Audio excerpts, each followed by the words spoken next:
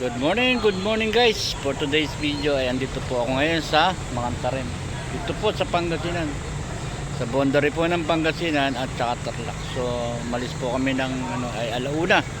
So, saktong 4:30 dito po kami sa Mangantarim. Kasama po ako dito sa pilgrimage. So, ayun din po yung mga kasama ko sa may simbahan. So guys, igagala ko lang yung mata ninyo dito sa part ng Mangantarim.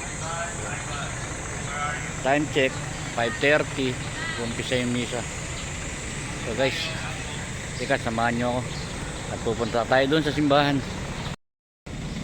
So guys, ito yung bus na aming sinakyan. 3 bus bali kami. Kaya samahan nyo ako guys dito sa simbahan.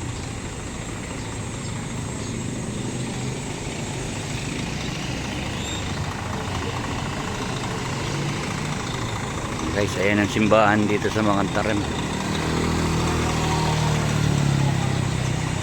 So, nag-formation na sila rito. So, ito guys, nakikita natin, si Father po yan.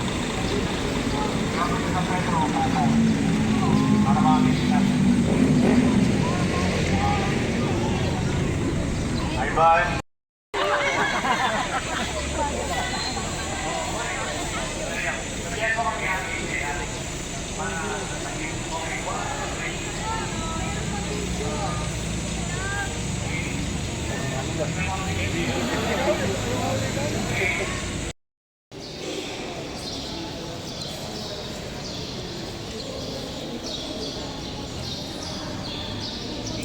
So guys, ito po yung simbahan dito sa Mangantarim.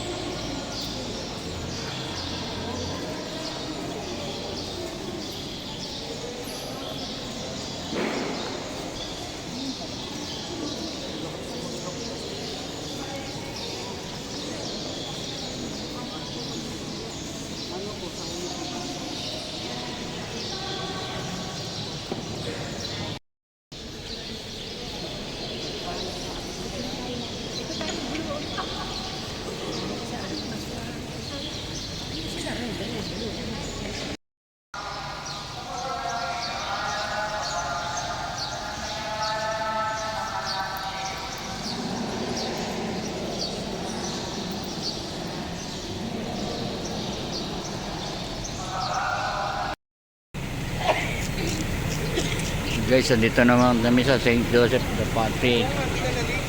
Dito rin po ito sa Pangasinan. Ito yung tinatawag na Pink Church. So, ito pa yung isa kuya po. Tambogan.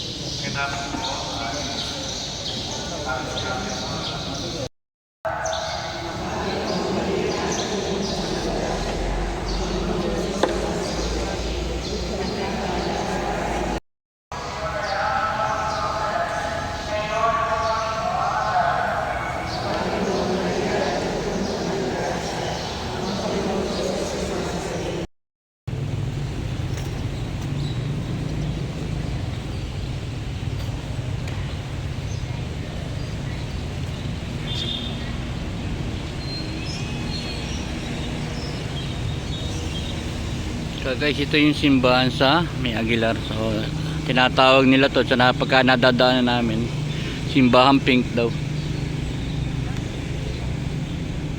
Sako po ito ng Aguilar, Pangasinan. Dito naman kami sa simbahan ng Bugalyon. Isa sa pinakamatandang simbahan to sa lalawigan ng Pangasinan. So pakita ko sa inyo guys. Ito yung simbahan. So Our Lady of Lourdes Parish, Salasa, 1714 guys. During Spanish era pa to.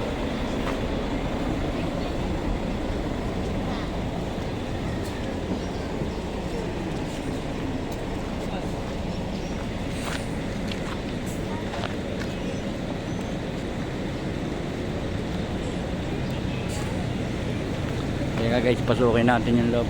Tingnan natin ito. Ano meron?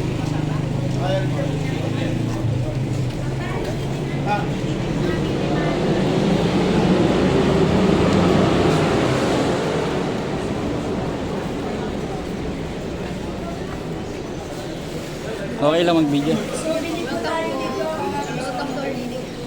Salamat. So guys, ito yung simbahan dito sa Bugalyon, dito sa Salasa. So ito ay ginawa pa noong 1714. Spanish era pa guys to. Kita nyo, mga yari pa sa bricks.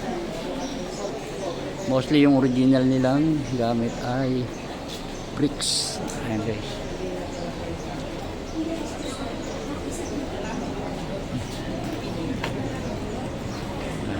Pasyal pa tayo sa ibang lugar guys na.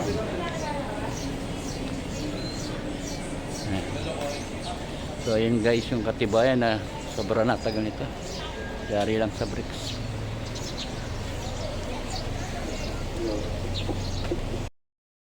Guys, silipin pa natin kung ano pa meron dito makikita. So guys, meron na siyang kuha ng bitak kaya na. Gawa ng sobrang tagal pero inano na to, kumbaga ay renovate na. Pero ito pa guys yung original na poster.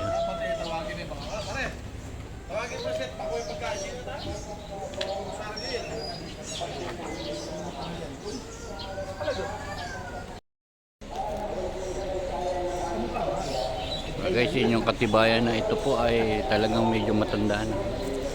Tinanggal na nga ho nila yung mga ugat-ugat ng balite. Ayan, yung matandang kampanaryo ng Salasa, Bugalyon.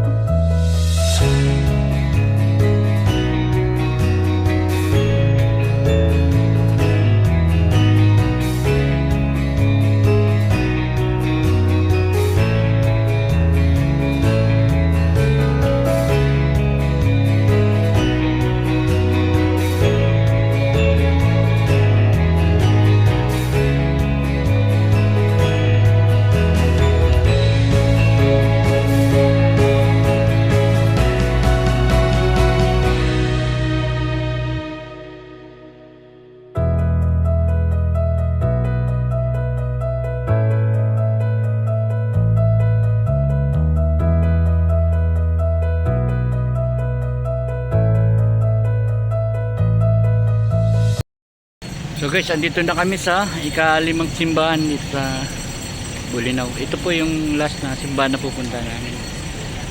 Bulinaw po ito, yung kakasakop simbahan na ito. So, gaya nung nakita natin doon sa Bugalyon, ganito rin, parang Spanish era pa tong ano na to, ginawa. So, titingnan natin guys. Ayan, Senyor Santiago.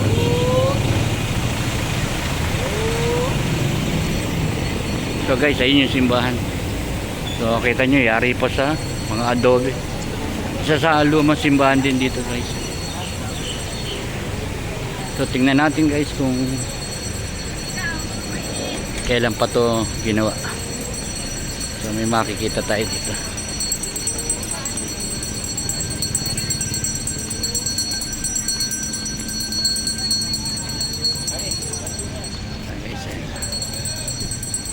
Guys, ayan. Kung doon sa Google yun ay 741. Ito 1324 pa. Guys, so ganun katanda na yung simbahan na ito, guys. Kita nyo naman. So silipin natin ng bahagya yung loob.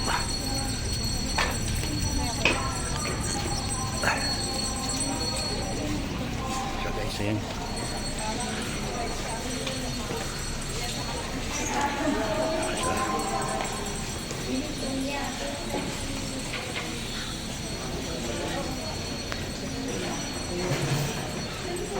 So guys, ayun yung pinaka kisame niya. Ang ganda, guys. Guys, ayan, oh. Santiago Apostol pala ang kanilang ano rito. Ang kanilang patron. Gaya ng sinabi ko sa inyo, guys, matanda na 'tong simbahan na 'to. 1324 pa nung itatag. Tama naman kaluman.